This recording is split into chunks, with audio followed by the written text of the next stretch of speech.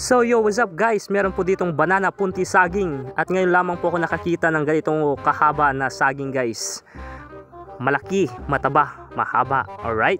Kaya first time ko po ito na nakita guys, na sa ganito, personal po ito guys. Hawak-hawak po natin, kaya sukatin po natin ito. Galing po ito ng Nueva Ecija, alright? Kaya meron po ditong meters tip, yan, or metros.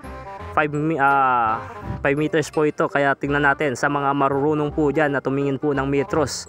Malaman ho natin dito na hindi po ito edited at malaman ho natin yung kahaba ng saging na ito, bunga ng saging, yan. Alright guys, tingnan nyo po, mahaba siya.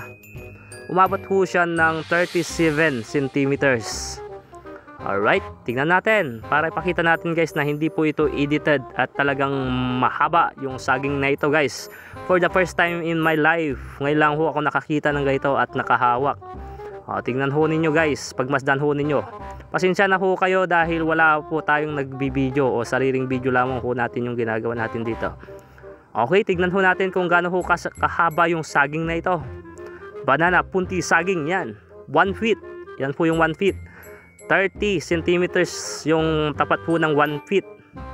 Kung may metros po kayo dyan sa bahay ninyo, tignan nyo din po guys kung gaano po kahaba yung 1 feet o yung 30 centimeters. At meron pang kadugtong guys, yan o, umabot po yan ng 37 centimeters. Alright, ganun ho kahaba yung saging na yan guys, talagang mahaba.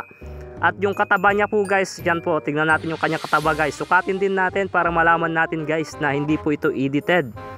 Yan o, umabot po ng 6 centimeters, kaya napakataba po ng saging na ito guys. Tingnan nyo po, walang edited po dyan.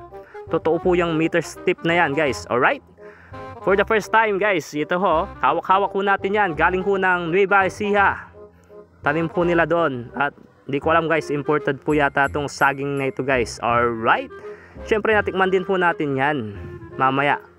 Okay, thank you.